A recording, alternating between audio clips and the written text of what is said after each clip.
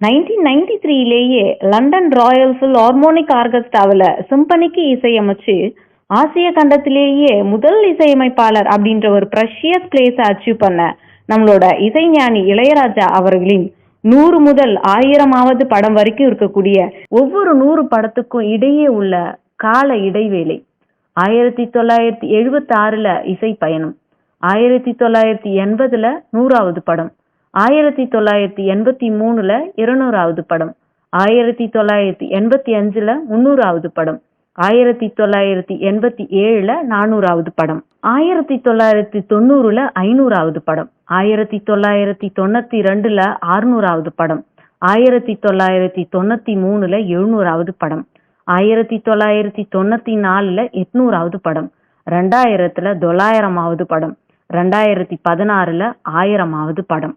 அப்படின்னா இந்த மனிதனோட உழைப்பும் தொழிலுக்காக இவர் காட்டின அர்ப்பணிப்பும் யோசிக்க கூட முடியாத ஒண்ணு இல்லையா?